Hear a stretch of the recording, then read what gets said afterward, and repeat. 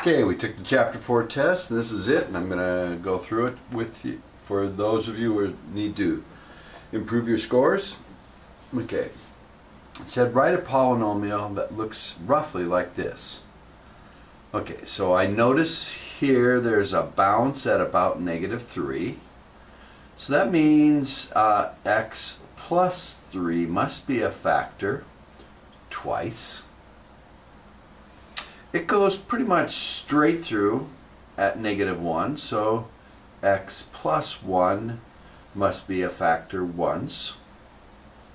And it goes through plus 1 pretty much straight through, so it's x minus 1 is a factor. And this would look in this shape, except that it would be, since it's all positive, it would be right side up, and so it would come down, bounce, go through and come through and go that way, so it needs to be flipped over. So I'm going to have a minus out here, but I'm also have to do something to get it to go through about with a y-intercept of about 2. So there's a number that belongs here that will stretch or whatever and flip it. So a is going to be negative, and it's going to be some number, so let's find that number. If this has to go through 0, 2, I can put in 0 for all the x's and 2 for the y. 2 equals a times 0 plus 3 squared plus parentheses 0 plus 1 and 0 minus 1. So I have 9 times 1 times -1, which is -9. So I have -9 times whatever that number is that I need equals 2. And if I divide by -9, I get that number has to be -2/9. And so I'll go back and amend my original formula to be -2/9 this. Now let's take a quick look and see how close this looks to this, just to see if we're doing this right. So I'm going to turn my calculator on, go to y equals, I want to leave that one in there for a little bit because that's the next problem. And I'm going to go over and say parenthesis -2 divided by 9, close parenthesis, parenthesis x plus 3, close parenthesis squared, then parenthesis x plus 1, parenthesis x minus 1, close parenthesis. And let's see how close this looks like it. I think I can do this on Zoom 4. Okay, this shows it leaning a little one side, this shows it leaning the other side, but it does bounce at -2, it goes through at -1, comes back through at +1, and it goes through 2, 0. So it's pretty close to that shape. Okay, and that's kind of what we want. Now for the second problem, I've written this messy big equation here. So I'm going to go to my y equals, and I'm going to turn that equation on by highlighting the equal sign, and turn the other one that we just did off by pressing enter. And I'm going to go, and I'll just graph it on the Zoom 4, see what happens here. And I notice that it comes up and it looks like it bounces at about -1/2. Now if you did Zoom 6,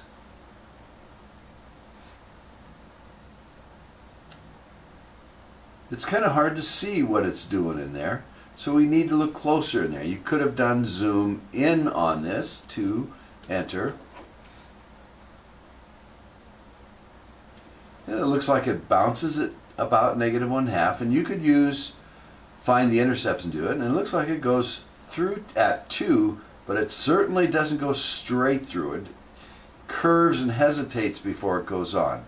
That's telling you this is kind of like a cubic or a 5th power or some odd power of that. Now if it's a bounce, there's 2 of those, so it's telling us that -0.5 or -1/2 is a 0 with multiplicity 2 because it bounced, or maybe 4 or 6, but at least 2. And we're going to get too many if I make that 4 or 6, because there only could be 5. It's a 5th degree. And that at 2, it looks like it's a 0 with multiplicity 3. And that's 2 plus 3. That's a total of 5 zeros. Now, all we have to do is confirm that those are really zeros and not close to them, but not exactly. Now, I could go second, calculate zeros and find the 0 between my, let's do that, second, calculate a 0 that's between -1 and 0, -1, 0, and I think it's about -0.5, and it says, why, it certainly is. It comes out to be 0 at -0.5. And I could check for the one between 1 and, if I go off the screen it won't do it, so I'm going to have to say 1 and 2.2. So I'll go second, calculate a 0 between 1 and 2.2. I think that's on there, and I think it's about 2, and it says, yes, 2 it is. That's further, but the calculator is only approximate. Now, synthetic division will tell us for sure whether it is.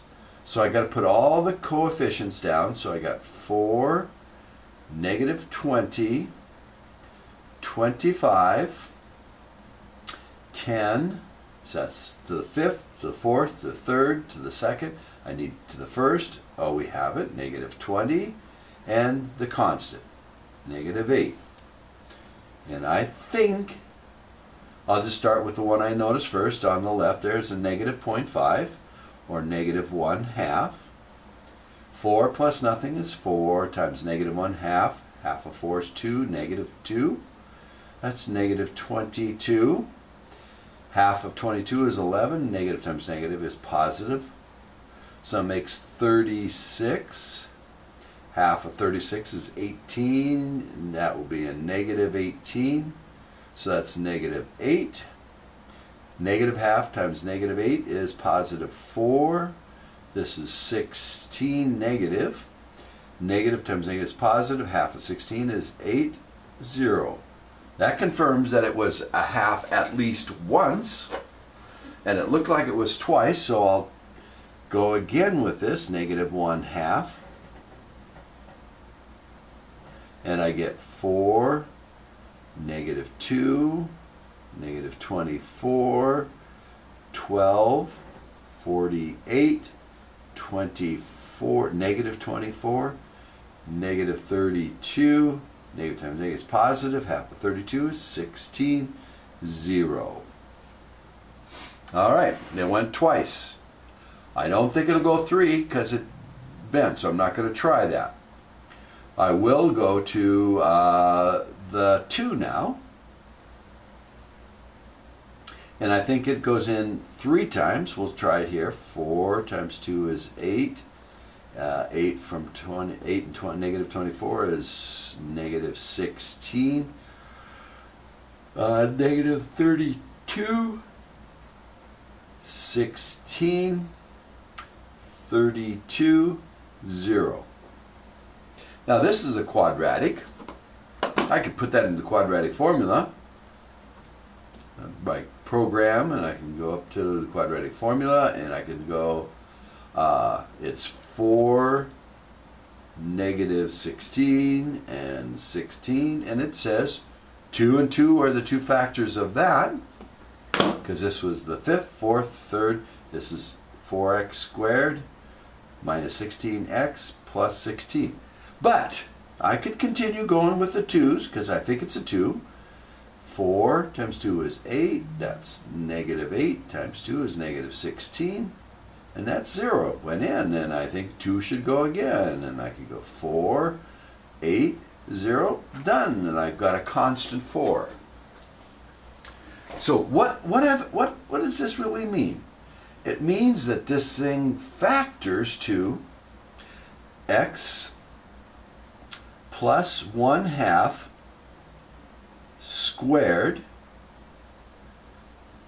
x minus 2 cubed and times a 4.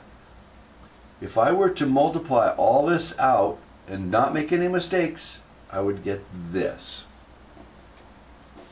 That's what all this is telling me. So, determine the roots and their multiplicity, real and imaginary. Well, there were no imaginaries. Everything worked out fine. So there's the roots,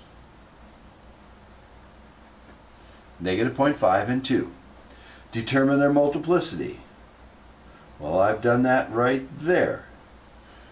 The negative 0.5 happens with a multiplicity 2, and the 2 happens with multiplicity 3.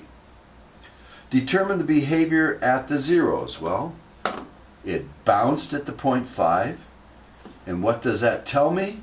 That tells me it's a double. Bounce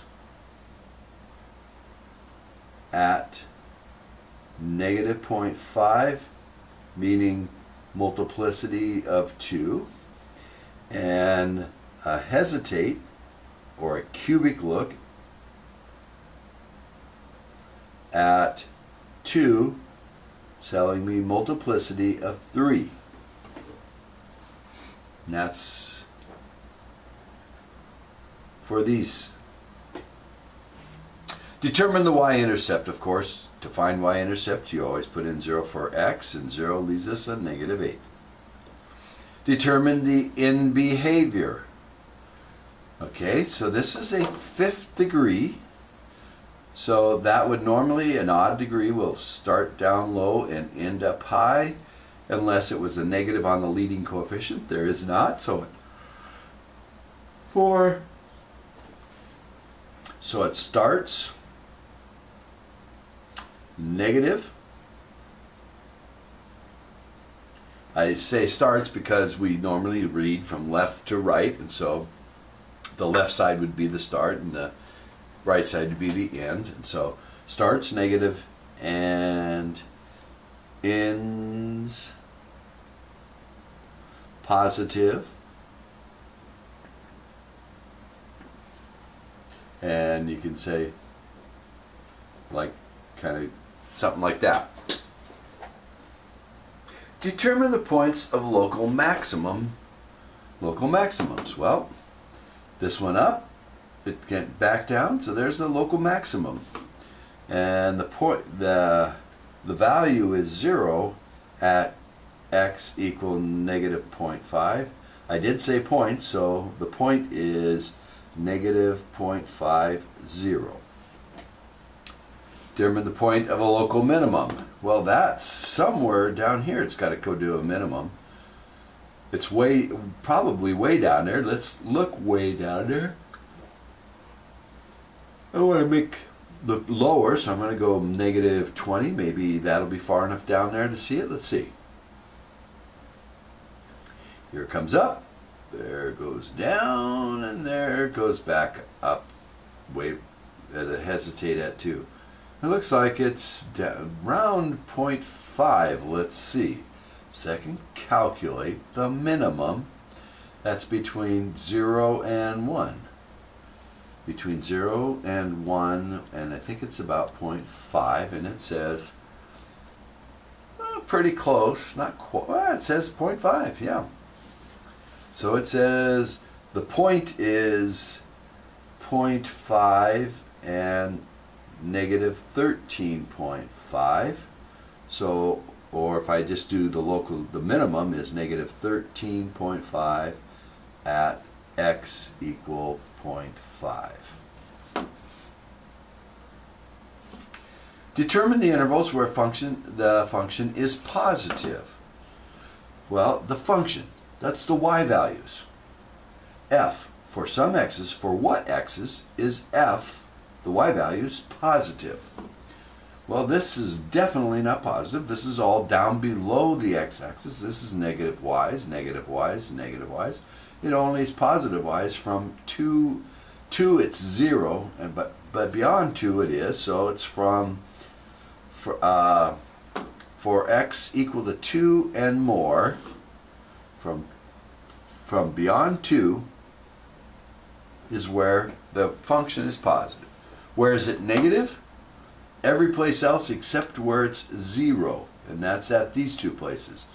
It's negative except when it's 0. So it was negative from negative infinity up to the value of x. We always do this in terms of x, to negative 0.5, not at 0.5 because that's where it's 0, union or from negative 0.5, not at it, but just beyond it, all the way up to 2, it stays negative.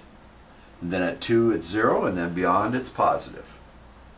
So there.